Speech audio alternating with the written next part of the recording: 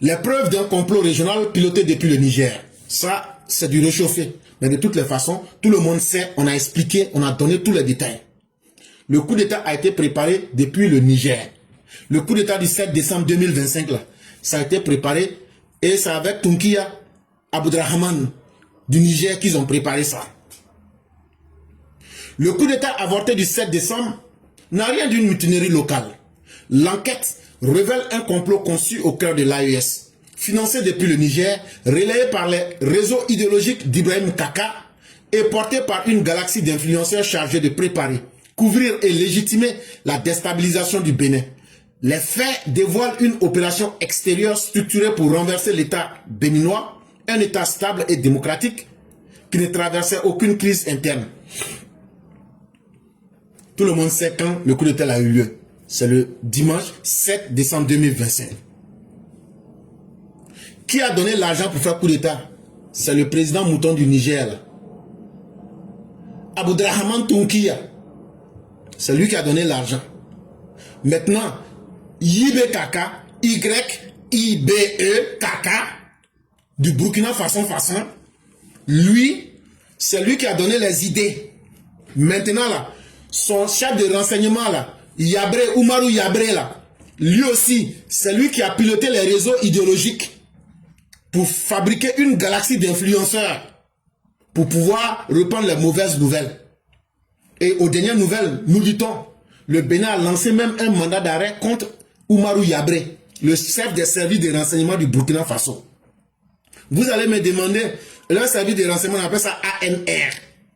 C'est comme la DST chez nous, ou en Côte d'Ivoire là-bas. Donc leur chef de renseignement, là, le Bénin a lancé un mandat d'arrêt contre lui.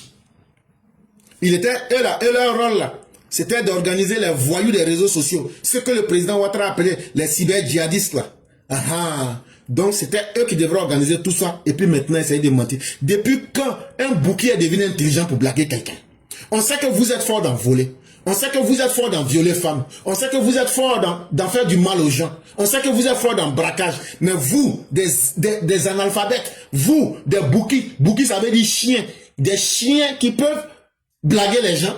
On n'en avait jamais vu ça. C'est le monde qui est carrément en l'envers pour qu'un chien puisse blaguer un homme.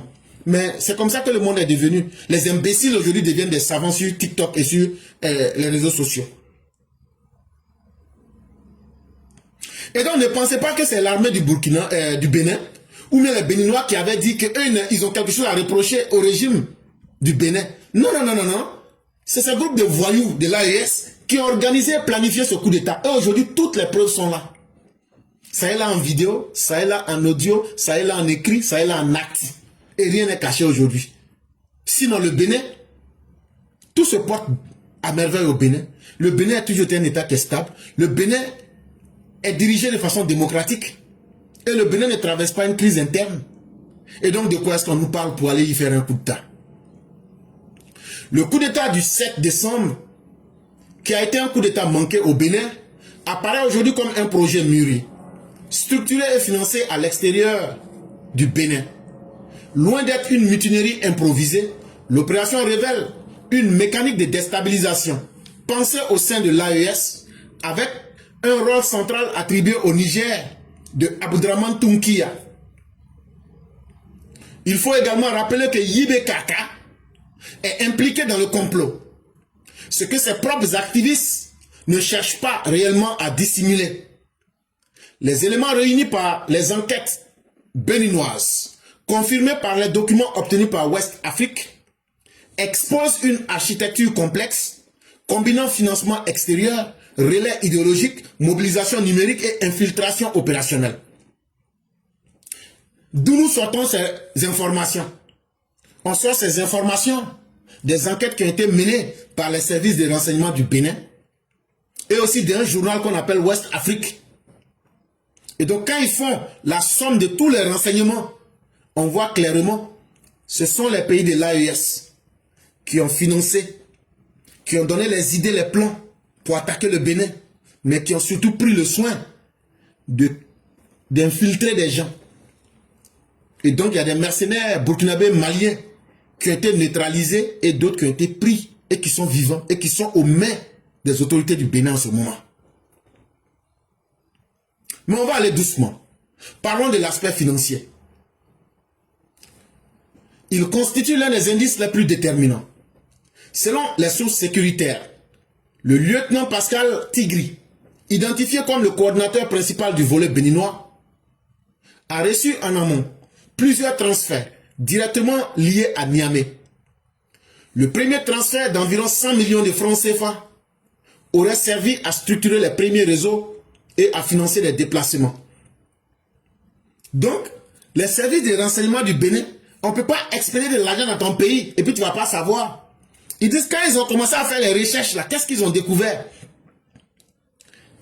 Tunkia du Niger là, il a fait un transfert de 100 millions à Pascal Tigri, celui qui avait porté sauce sur sa tête là, celui qui avait mis Koulaba sur sa tête là, et que vous avez, voilà lui. Ils lui ont fait un transfert de 100 millions, ça c'est la première partie. Et l'argent est venu de Niamey, la capitale du Niger. Et cet argent, les 100 millions là, c'était pour mettre les premiers groupes de son réseau de faiseurs de coups d'État en place. Et puis pour financer leur déplacement à travers le Bénin. C'était pour ça qu'ils lui ont donné les premiers 100 millions. Le second, un montant de 400 millions de francs CFA, marque l'entrée dans une phase active de préparation. Après cela encore, les 100 millions là, il y a 400 millions qui lui ont été transférés à M. Pascal Tigri. Et ces 400 millions qui ont été reçus, ça c'était maintenant pour passer maintenant à la phase des opérations, pour bien préparer l'opération.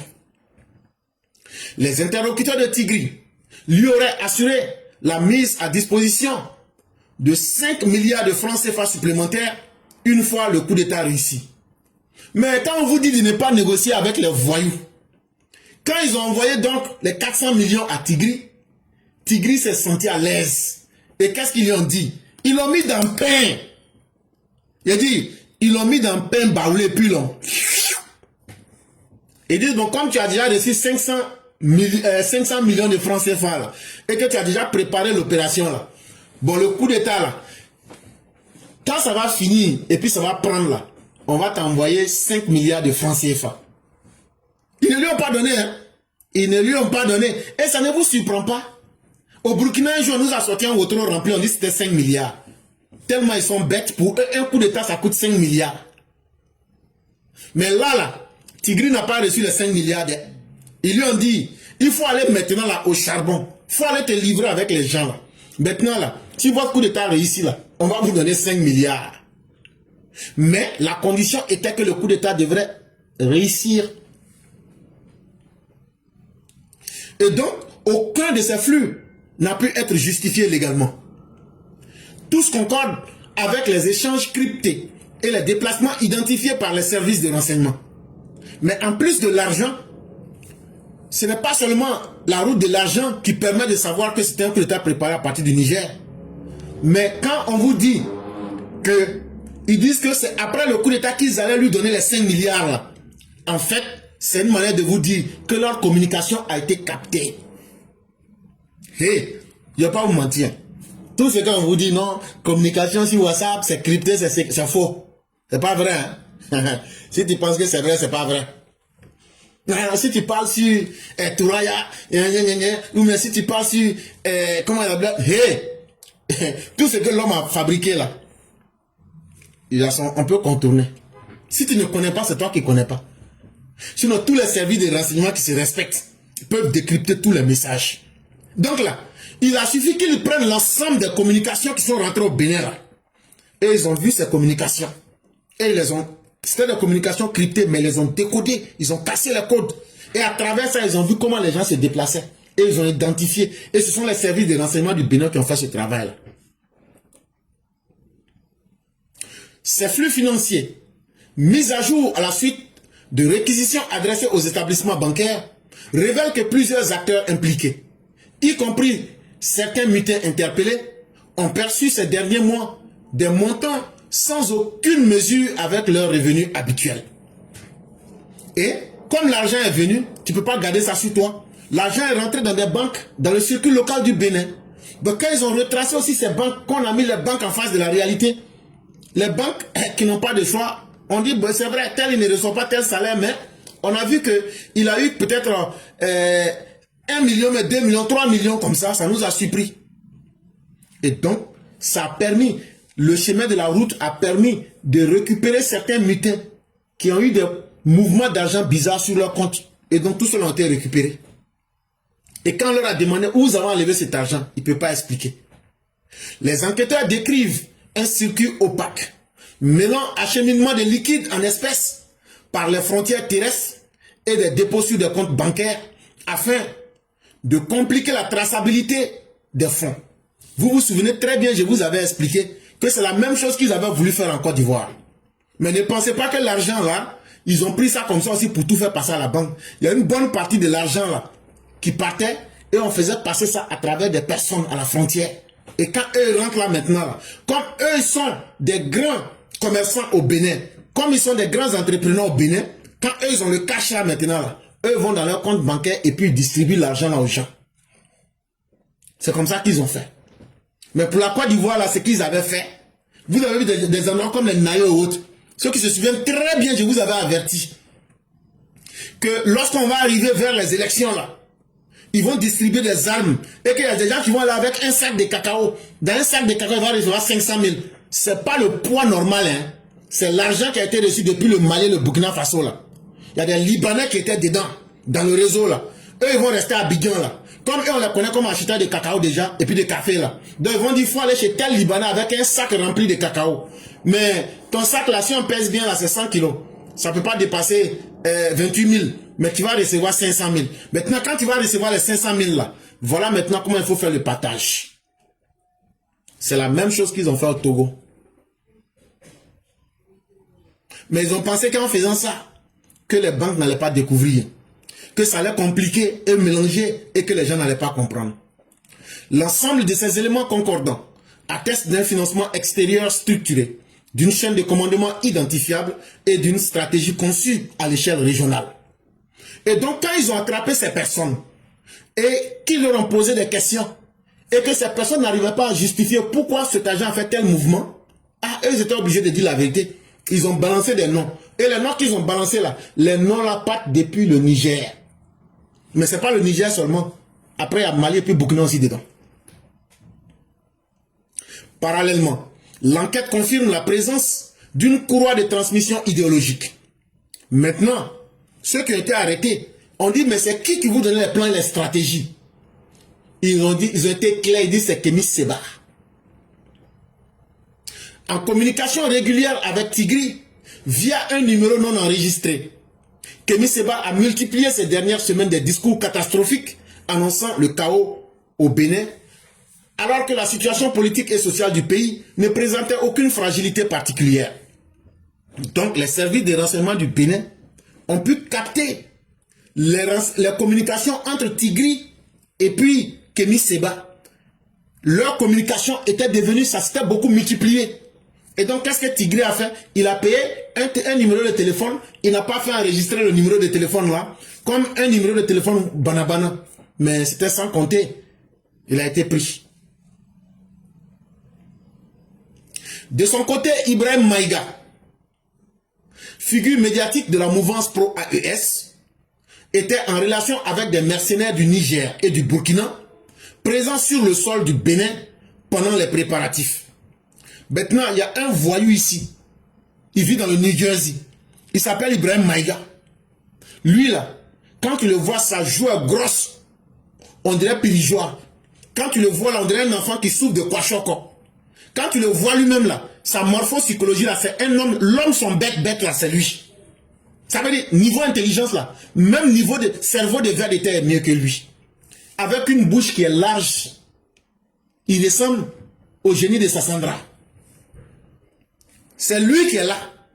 Et lui, après Kémy Séba là, lui ont confié une tâche. Lui, sa tâche là, c'était de rentrer directement en contact avec les mercenaires. Vous ne vous souvenez pas? Un jour, il a dit que lui, il a la famille au Niger. Ceux qui se souviennent, il l'a dit. Donc, il a utilisé ces relais-là. Et c'est à travers lui, c'est lui qui devrait convaincre les mercenaires nigériens du Niger et du Burkina pour qu'ils puissent rentrer et ils ont été pris sur le sol béninois. Et donc, depuis les préparatifs, là, ce Ibrahim Maïga, là, c'est lui c'était sa tâche dans cette activité macabre.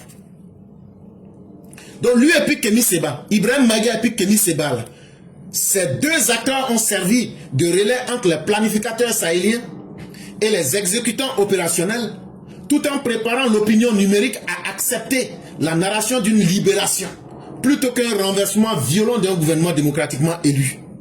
Et maintenant, sur Facebook, TikTok et tout ce que vous voulez, c'est eux, lui, Ibrahim Maïga, et puis Demi Kebab, c'est eux qui devraient venir dire « Non, c'est une libération, c'est une libération, c'est une libération ».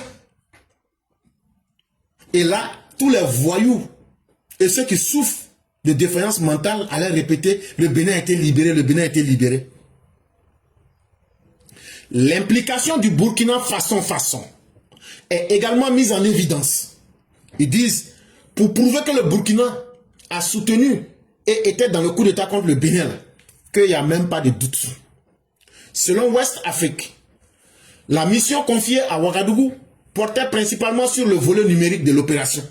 Mais comment le Burkina a agi officiellement dans la préparation de ce coup d'État?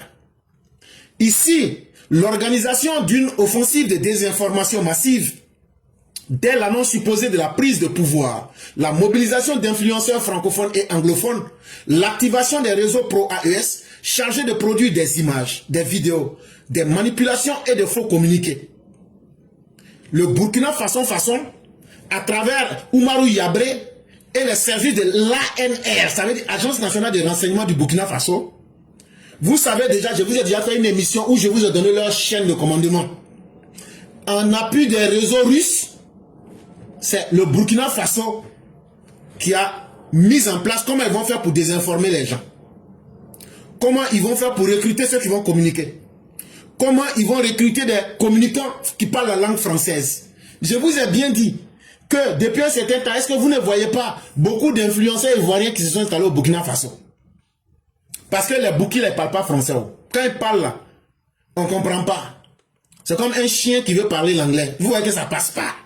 Donc ils sont obligés de prendre les Ivoiriens pour parler, pour que les gens puissent les comprendre.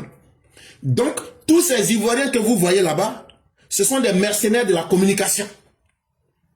Maintenant, dans le cas du, comment on appelle, du Bénin, pour que ça marche bien là, qu'est-ce qu'ils ont fait?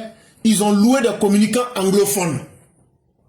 Ça veut dire, on va parler des cyber-influenceurs français, des cyber-influenceurs qui parlent anglais. Et maintenant, dans cette manipulation, il y a des gens, eux sont spécialistes en manipulation des images et des vidéos. Et puis ils vont faire des faux communiqués. C'est eux qui sortaient pour venir appuyer. C'est eux qui sortaient pour montrer les images. Ouais, la ville est prise, le coin est libéré, voilà un communiqué, voilà un communiqué. Mais pourquoi ils faisaient ça? Leur objectif était clair. Et c'est que le Burkina avait pour rôle, c'était de saturer l'espace public pour imposer la perception d'un pouvoir renversé et empêcher la mobilisation populaire contre les mutins. Le rôle qui était donné au Burkina était clair.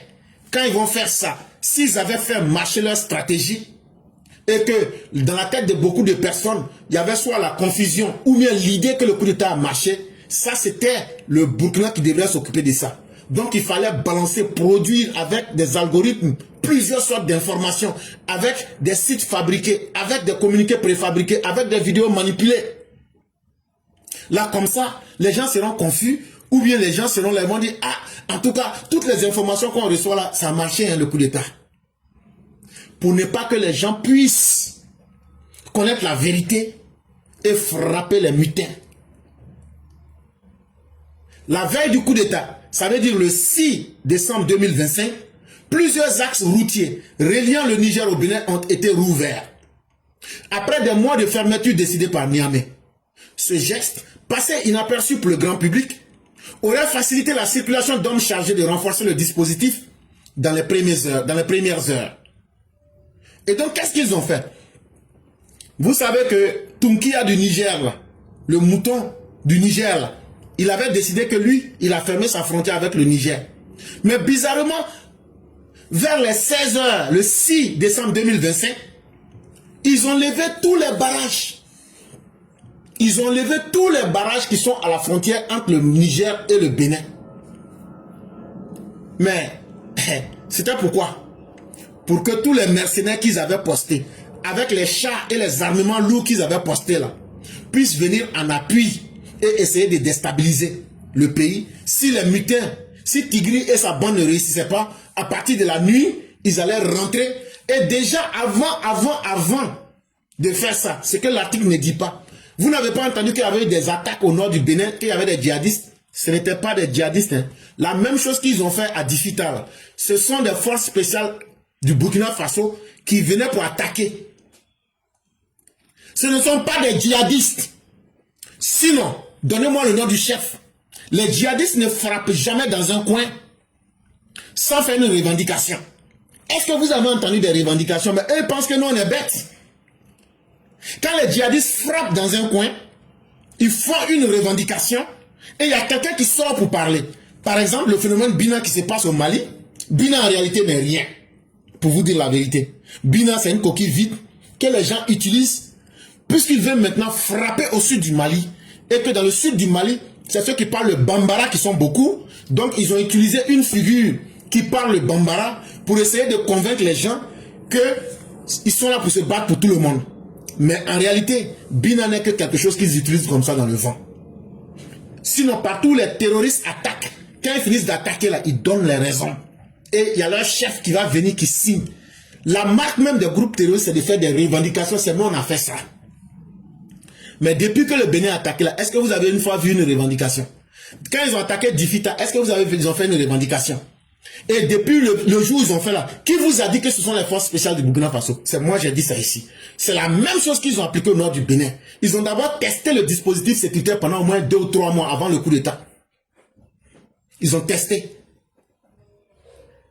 Et c'est là quand j'ai rencontré des Burkinabés, je leur ai dit, si c'était vraiment des gens du Bénin là, donnez-moi le nom de leur chef. Ils ne peuvent pas. Ce sont les services des forces spéciales du Burkina. Leur entraînement là, ça est déjà dans leur corps, ça est dans leur tête. Donc même s'ils portent des boubous là, ce qu'on leur demande, ils peuvent faire. Donc c'est eux qui s'habillent comme des djihadistes. Ils ont commencé à attaquer le nord du Bénin pour éprouver le système et connaître les failles du système sécuritaire dans le nord du Bénin. Et ça se faisait à partir de la frontière du Burkina Faso. Et c'est comme ça qu'ils ont recueilli des informations pour donner aux gens du Niger. Là, comme ça, ils ne vont pas attaquer là où ils ont l'habitude, mais déjà, ils vont essayer maintenant, parce que la majorité des forces, là où on vous attaque, vous allez déporter les troupes. Vous allez déporter les troupes où on vous attaque. Là, maintenant, la frontière avec le Niger, où il n'y a pas beaucoup de surveillance, là, ils vont frapper puis rentrer par là. C'était ça qui était leur vrai plan.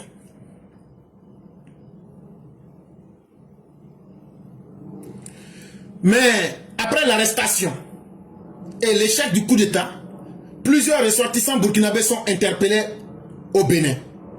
Ces personnes confirment la piste d'une opération pensée hors du Bénin et exécutée avec des renforts venus des États membres de l'AES. Certains qu'ils ont attrapés, ils reconnaissent que ce sont eux-mêmes, ils sont des éléments de force spéciale du Burkina Faso. Ils les ont attrapés. Ils disent oui, oui, c'est vrai. C'est quelque chose qu'on a, ce coup d'État là, on l'a planifié en dehors du Bénin, mais il fallait qu'on vienne exécuter. Et nous sommes des membres d'État et nous sommes des forces spéciales du Burkina Faso. Et il y a aussi des Maliens dedans. C'est clair comme l'eau de roche. Lorsque l'opération a échoué, la propagande sahélienne s'est immédiatement déployée. Des influenceurs proches, des jeunes du Mali, du Niger et du Burkina Faso ont diffusé un flot continu de rumeurs, de faux communiqués et de vidéos affirmant que le président Talon a fui, que l'armée du Bénin avait rallié les mutins et que les institutions étaient tombées. Bon, toutes ces informations que vous avez entendues, Patrice Talon a fui, Patrice Talon a été pris, Patrice Talon, on ne sait pas où il se trouve. Actuellement là, toute l'armée s'est ralliée. C'était pas vrai. C'était pas vrai. Mais la deuxième chose qui confirme que ce sont les pays de l'AES qui ont fait ce coup d'État, c'est que tous ces communiqués là viennent du Mali, du Burkina, du Niger. Et ça là, c'est la première chose la plus simple. À partir du premier IP qui a lancé ces fausses communications là, tous Tout se retrouve dans les pays de l'AES. Eux, ils ont quel intérêt au Bénin pour qu'eux soient si gênés par le fait que le coup d'État a marché ou n'a pas marché au Bénin. Mais on n'a pas vu un site béninois. On n'a pas vu une adresse IP venant du Bénin pour nous dire que le coup d'État a marché ou ça n'a pas marché. Tout vient de ces trois pays-là. Ah, les institutions du Bénin sont tombées. Ah non, les militaires se sont ralliés à Tigri. Ah non, Patrice Talon a fui. Actuellement, il y a la confusion. On ne sait pas où il est. Ah non, il y a un communiqué qui est sorti. Ah non, il y a la rumeur. Ah, c'est gâté. C'est eux qui c'était leur travail, ça.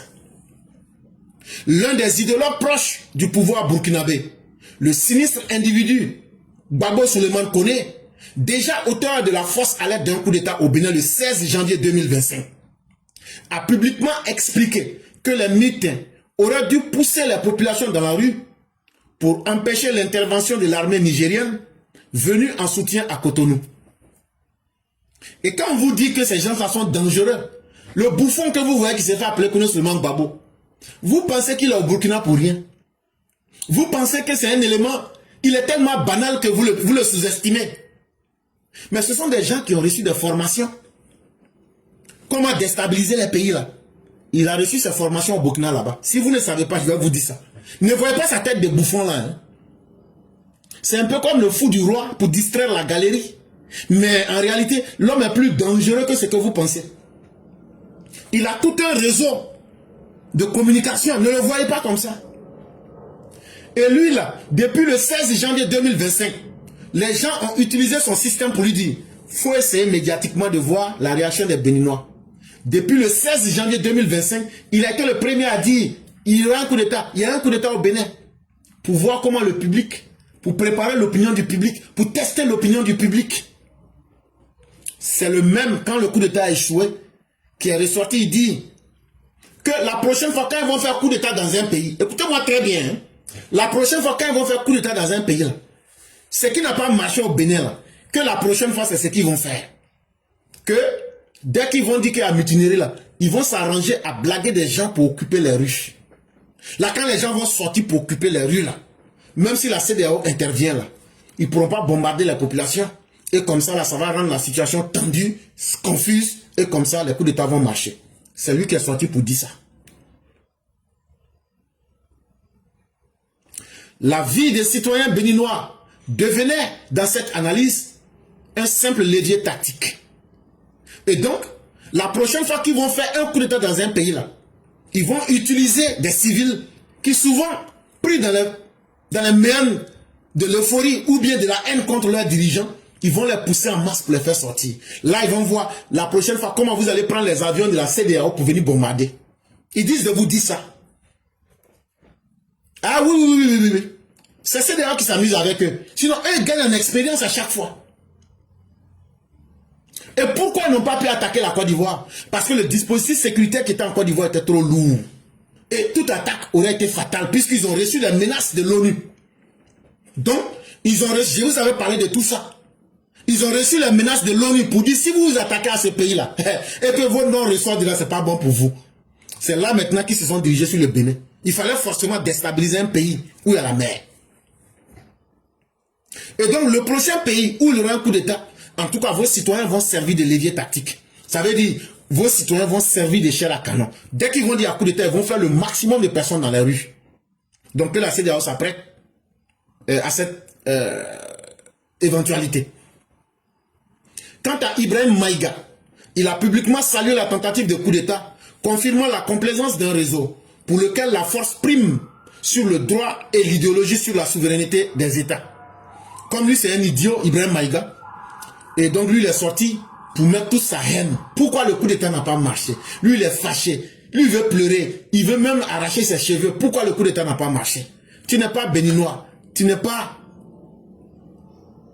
Pourquoi ton intérêt, c'est qu'il y ait un coup d'État là-bas? Mais ce n'est pas le Bénin qui leur faisait pleurer. C'est toutes les opportunités qu'ils viennent de rater. Et tous les investissements qu'ils ont fait là. Ils étaient en train de pleurer pour ces investissements. Et surtout, ils étaient en train de pleurer pour toutes les informations qu'on allait donner en public. Et qui leur fait peur. C'est tout ça qui les faisait crier. Sinon, que le coup d'État marche ou que ça ne marche pas là.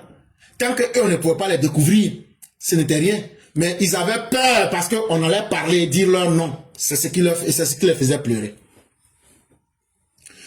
Cet épisode révèle aussi la faiblesse conceptuelle d'un pseudo-panafricanisme devenu outil de déstabilisation.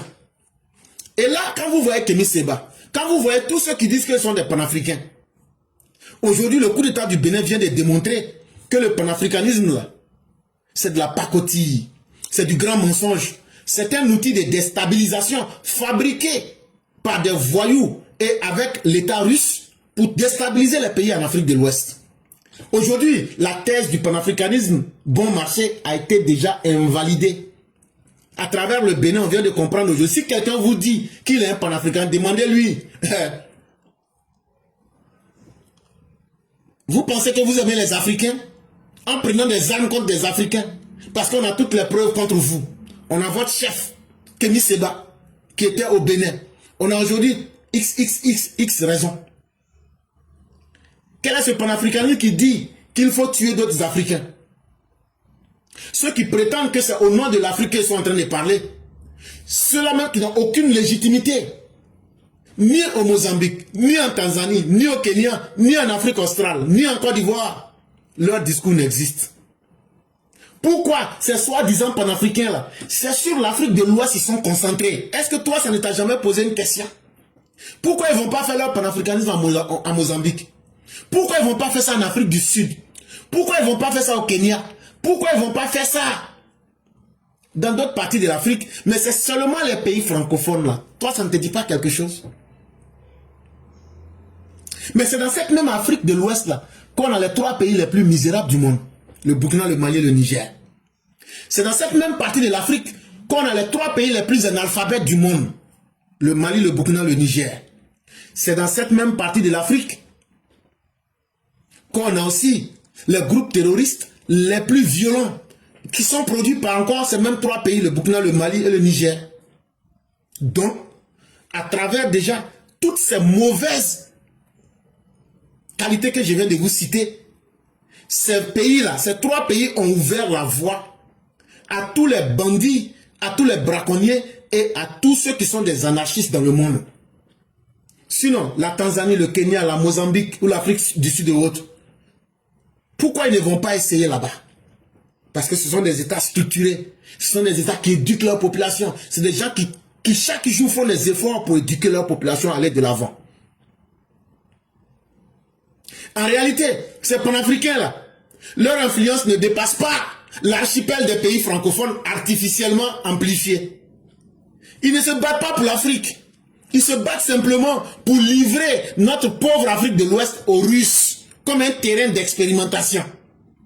Eux, ils ont déjà pris leur argent. Ils s'en foutent du reste. Ce sont des marchands de nègres. Les Noirs qui vendaient leurs parents là. La version moderne, c'est eux qui se font appeler les panafricains. Comment vendre l'Afrique de l'Ouest, vendre les pays francophones, simplement pour mettre de l'argent dans la poche. Mais ils ne vont pas faire comme si le Maroc ne faisait pas partie de l'Afrique, comme si la Mauritanie ne faisait pas partie de l'Afrique, comme si l'Algérie ne faisait pas partie de l'Afrique. C'est simplement l'Afrique de l'Ouest là qui est le terrain de leur panafricanisme, de pacotille. Aucun d'entre eux ne vit dans son pays d'origine. Et pour la plupart, ils vivent même dans les pays qu'ils critiquent. Nathalie Yamb l'a vu où? Vous les panafricains, vous que les gens arrivent à blaguer à Ouaga, à Bamako, ou bien à Niamey là, posez-vous une seule question. Nathalie Yamb là, elle vit où? Elle vit en Suisse. Kémy Séba là, quand il veut bien manger là, il va où? C'est à Paris. Même quand on l'attrape, il dit laissez-moi d'abord manger. Mais toi tu es dans ton Afrique là. Aujourd'hui ils ont pris leur argent là. Ils ont livré ton pays le Burkina aux Russes. Ils ont livré le Mali aux Russes. Eux ils sont en train de vous égorger là-bas méthodiquement. Mais lui là son argent il vit bien. Et où ils ont investi l'argent qu'ils ont pris avec les Russes? C'est dans les pays qu'ils critiquent. La France, la Suisse et autres. C'est pourquoi tout dernièrement on vient de bloquer tous leurs comptes qui sont en France dans les pays de l'Union européenne. Ça veut dire l'argent des Russes qu'ils prennent là, c'est dans les pays comme la France, l'Angleterre, les pays que vous appelez les pays néocolonialistes, esclavagistes là. C'est là-bas que les Franklin Nyamsi, les Kémy Séba, les Nathalie Yam, c'est dans ces pays-là qu'ils s'en vont investir cet argent. Ça veut dire qu'ils prennent le prix de votre sang, le prix des fils et des filles du Mali, du Burkina et du Niger là, et puis ils s'en vont investir ça. Est-ce que vous avez entendu qu'ils sont allés une fois investir en Russie? Est-ce que vous avez une fois entendu que la Russie a bloqué leur compte? Parce qu'ils n'en ont pas là-bas. Mais toi-même qui dis que tu es panafricain et que les Kémy Séba sont des modèles pour toi et puis tu as copié leur exemple là. Maintenant, dis-moi, pourquoi c'est l'Union européenne qui dit qu'ils ont de l'argent chez eux et puis ils ont bloqué? Et puis Nathalie Yam sort pour faire des publicités pour pleurer. Elle vient s'expliquer que le monde entier est contre elle. Comment toi tu peux prendre ton argent? Tu te vas blaguer les gens en Afrique. Tu te vas prendre l'argent des Burkinabés et puis tu t'en vas investir ça dans les pays des impérialistes. Donc c'est à vous les jeunes de Burkina Faso. C'est à vous les jeunes de Bamako. C'est à vous les jeunes du Niger que je suis en train de parler ici. Ce que j'ai dit là, ça peut vous choquer. Mais réécoutez une fois, deux fois. Et essayez de bien voir dedans. Alors qu'eux sont des panafricains, on s'attendait à ce qu'ils prennent leur argent pour investir en Afrique. Ils n'ont pas investi en Afrique. Alors qu'on s'attendait à ce que eux n'aiment pas les blancs là, les Français, les gens de l'Union européenne là. Pourquoi ils ne sont pas allés mettre leur argent en Russie? Ils n'ont pas de compte en Russie. En réalité, ce sont des esclavagistes. C'est des gens là, les gens comme vous voyez les Kémy Séba et autres là, les gens comme les Nathalie Yam là, les gens comme les Franklin Nyamsi là, ceux qui ont vendu d'autres Africains pour qu'ils ne soient devenus esclaves dans le monde là, c'est le même travail qu'ils sont en train de faire aujourd'hui. Ils sont en train de vendre l'avenir des jeunes Africains. Ils sont en train de vendre l'avenir de notre stabilité. Et ils sont en train d'hypothéquer le destin de plus de 500 millions de personnes en Afrique de l'Ouest. Et quand ils font ça, ils prennent directement leur argent avec les Russes qui les ont envoyés. Ils ne vous parlent pas de cela, mais on a des interviews où ils reconnaissent qu'ils ont pris de l'argent. Après encore, ils vont dans les palais de ces pays pauvres. Ils s'en vont prendre de l'argent. Et puis, ils s'en vont investir ça en France, en Angleterre, ou même en Suisse, ou même en Suède. Toi-même là, quand tu écoutes ça, comment tu peux m'expliquer ça? Toi qui es un jeune du Burkina, toi qui es un jeune qui est à Bamako, toi qui es un jeune qui est aujourd'hui au Niger, comment toi tu peux m'expliquer ça? J'attends que tu me donnes ta réponse. Et en plus de cela, leur influence, si c'était pour l'Afrique qu'ils luttaient, pourquoi ils ne prennent pas leur panafricanisme pour aller au Maroc? Parce qu'au Maroc on parle français. Donc c'est l'Afrique de l'Ouest là seulement qui va servir de terrain de panafricanisme. Donc c'est un faux panafricanisme.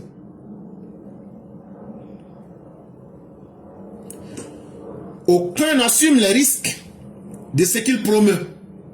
Leur silence sur des régimes ultra-autoritaires comme celui du Cameroun contraste avec leur virulence sélective contre les États démocratiques en progrès. En réalité, ces soi-disant panafricains sont des dangers. Je vous ai déjà dit tout ce qui concerne le Sénégal, mais ce n'est pas tout. En réalité, ils n'aiment pas voir les pays qui se développent. Quand Kémy Séba dit que lui, il est fier de voir le Mali, qui est quitté en 2025 pour se retrouver au temps de Souniata Keïta, que c'est ce Mali-là que lui, il aime voir. Mais on lui dit, est-ce que tu es prêt à vivre avec les Maliens dans ce Mali-là? Et il dit, non, non, non, non, non, lui n'est pas prêt. Lui, là, Paris est trop doux. Même si on le menotte comme Kunta Kute dans un restaurant à Paris, lui, il aime Paris. Mais il vous encourage à continuer de vivre à l'époque de Souniata Keïta, à vivre dans l'époque de la pierre taillée. Et vous êtes content. Parce qu'en réalité, c'est des gens, les panafricanistes, là, dans leur tête, là, les Africains ne méritent pas la démocratie et les Africains ne méritent pas les progrès que la démocratie donne.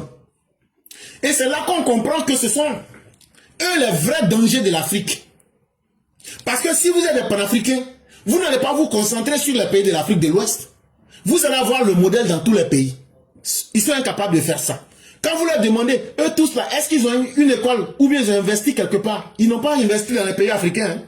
Ils ont leurs investissements dans les pays des Blancs. Et ce n'est pas en Russie, les pays France qui critiquent à bas la France là, c'est là-bas ils ont leurs investissements. Mais c'est quel genre de panafricanisme ça? En fait là, quand ils voient que vous êtes développé et que vous commencez à mettre vos schémas de démocratie en place, ils sont envoyés par les forces. Et aujourd'hui, même au-delà des Russes, et même au-delà des Russes, les Blancs que les Nathalie Yamego critiquent. Vous ne voyez pas, ils vont en France, les Français, ils reviennent, on ne les attrape pas. On est en train de soupçonner même, est-ce que ce n'est pas l'Occident même qui est en train de saboter notre démocratie? Parce que nous autres, nous n'avons pas peur de réfléchir. Hein? Et nous, on pousse la réflexion.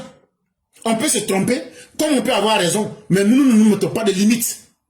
Les mêmes pays qu'ils disent à bas la France, à bas tata là, il se peut que ce soit ces mêmes pays-là, quand ils voient des pays comme la Côte d'Ivoire, quand ils voient des pays comme le Bénin, pour saboter ces pays, pour saboter l'engagement démocratique, pour saboter le progrès, les mêmes pays comme la France, l'Angleterre et autres, peuvent susciter ces gens comme les Kémy Séba. Peuvent susciter des gens comme les Nathalie Yam. Peuvent susciter des gens comme les Franklin Nyamsi. Sinon, posez-vous une simple question. Comment Franklin Nyamsi, chaque fois il a arrêté les libérés? En France, pays de liberté, de l'égalité, de la fraternité, où on a vu Nicolas Sarkozy aller en prison. Quelqu'un va aller, il va être contre les intérêts français. Et puis lui va revenir, il va sortir. Hey, on les appelle les agents doubles. Il est temps qu'on dise la vérité à vous les Africains. Les Kémy Séba, les Nathalie Yam, les Franklin Nyamsi, ce sont des agents doubles. Ça veut dire, ce sont des gens qui sont préparés et qu'on utilise pour créer le chaos dans les pays africains. Ils ne sont ni russes et ils ne sont pas contre les Français. Ils ne sont pas contre les impérialistes. Eux cherchent simplement leur manger sur la tête de vous les nègres, de vous les Africains. Est-ce que tu comprends ça? Est-ce que tu m'as bien compris? C'est que les gens ne veulent pas te dire là, et puis tourne là. Comment Kémy Séba, qui lutte contre les intérêts français, il le dit haut et fort, mais quand il va en France, on fait semblant de l'attraper dans un restaurant et après on le libère. Nathalie Yam, elle fait tout ce qu'elle veut, mais elle n'est pas inquiétée en Suisse. Franklin Nyamsi fait tout ce qu'il veut et après il rentre, il ressort. Vous pensez réellement et sincèrement que si ces gens-là étaient engagés véritablement à menacer les intérêts français, à menacer les intérêts suisses, à menacer les intérêts anglais, vous pensez que ces personnes-là, elles auraient été laissées? C'est une question que je pose au bon sens de chacun. Hey, eux, ils ont compris que le monde là, si les Africains que vous êtes, vous voulez vous comporter comme des couillons là, eux vont prendre vos têtes pour se nourrir avec et remplir leur compte en banque. Donc là, ils traitent avec la Russie, ils traitent avec la France, ils traitent avec l'Angleterre, ils traitent avec n'importe quel pays que vous appelez francophone, ou bien que vous appelez impérialiste. Ça là, si tu n'avais jamais entendu ça, aujourd'hui tu as entendu, il faut aller réfléchir. Sur le terrain, les forces béninoises ont tenu. Le commandement de la garde républicaine, Dieudonné Dumont Tchévaudré, raconte comment, à 2h10 du matin, 2 généraux ont été attaqués simultanément à leur domicile. À 5h du matin, la résidence présidentielle était prise pour cible. La riposte rapide a mis en déroute les mutins, pris de court. Après cet échec, les auteurs de la tentative du coup d'État ont cherché à obtenir un appui aérien auprès du Togo afin de renverser le rapport de force. Et ça, je vous ai déjà expliqué tout ça, donc on ne va plus revenir pour perdre le temps aux gens. Je vous ai donné le nom de toutes ces personnes, tout ce que le commandant Tchévaudré est en train de dire là. On vous a raconté déjà tout ça dans d'autres émissions. Donc on ne va pas revenir sur ça. Ça, moi, je crois qu'on est d'accord. Cette démarche a été mise à jour grâce à l'interception d'une conversation téléphonique qui a confirmé l'ampleur de la gravité du complot. Et encore, les autorités du Bénin ont pu retracer les communications entre le groupe de Tigri et les autorités du Togo. Et ils demandaient aux gens du Togo de leur envoyer un appui aérien pour pouvoir inverser la tendance. Et c'est après ça que la CEDEAO va rentrer dans les hostilités, comme vous savez. Informés de la situation, les partenaires et alliés du régime béninois ont rapidement décidé d'apporter leur soutien aux autorités légales du Bénin. Cette mobilisation a permis une riposte coordonnée et efficace, conduisant à la neutralisation rapide des mutins. Et donc, comme vous le savez, c'est ce qui va permettre de faire déjouer toutes leurs tentatives, et vous savez ce qu'il s'en suivra. Un élément continue de susciter des interrogations. Mais l'article revient pour nous dire, mais que le coup d'État n'a pas encore fini de donner tous les secrets qu'il y a beaucoup de choses encore qui restent à découvrir. Le silence du Togo, où Pascal Tigri s'est réfugié. Vous vous souvenez, quand les gens sont sortis, ils ont dit non qu'il était au Burkina. Ceux qui se souviennent très bien, j'ai dit non, n'allons pas vite en besoin. Et j'ai dit ici qu'il est passé d'abord par le Togo, après il allait maintenant au Burkina et qu'il se trouvait au Niger. Je l'ai dit peut-être il y a au moins une dizaine de jours. Et aujourd'hui, là, c'est confirmé. Parce que nous, nos informations, nous, on ne prend pas ça simplement sur TikTok, mais Facebook. Aujourd'hui, c'est confirmé. Le silence du Togo, où Pascal Tigri s'est réfugié après l'échec du coup d'État. Il était dans le quartier Lomé 2. Il était là-bas. Et après, là, ils ont négocié des jets privés pour le faire sortir. Plus de 5 jours après les événements, Lomé n'avait pas réagi. Selon les informations d'Ouest Afrique, Tigri y bénéficierait même d'une protection discrète. L'enquête à court devrait éclairer ce pan encore opaque. En définitive, l'opération du 7 décembre pour destituer Patrice Talon, un coup d'État, était loin d'être une crise interne. Mais c'était une agression politique montée depuis les pays de l'AES, financée par le Niger, soutenue par des relais transnationaux et portée par un appareil numérique, déterminé à imposer un récit de la libération, entre guillemets, à un pays qui n'en demandait pas. En réalité, tout ça, c'est de la manipulation. Et derrière tout ça, ce sont les Russes. Mais j'ai une très bonne nouvelle pour vous. Vous vous souvenez, quand je vous ai parlé le dimanche passé de l'affaire des 1000 tonnes d'uranium, les Français viennent de poser plainte contre le Niger. Ça encore, je vais ajouter ça aujourd'hui. L'État français même vient de poser plainte contre le Niger. Parce qu'ils estiment que les autorités du Niger, comme ce que Gbagbo a fait là, ils disent qu'ils ont nationalisé le site de la Somaïr. S-O-M-A-I-R. C'est le site où ils enlevaient l'uranium là. Mais vous avez nationalisé quelque chose qui ne vous appartient pas. Vous n'avez pas indemnisé les personnes. Et vous voulez prendre la marchandise extraite pour la vendre. Ça, les Français ont posé plainte contre. Donc on attend de voir la suite. Mais une chose est évidente. Ils ont échoué. Le Bénin a résisté. Et ce coup d'État, les auteurs sont à l'extérieur du Bénin. Mais ceux qui seront à l'intérieur ne connaîtront jamais la paix. Ils seront arrêtés. Et pour le Bénin que je connais, les gens dignes qu'ils sont, en tout cas ces faiseurs de coups d'État là, eux vont servir d'exemple.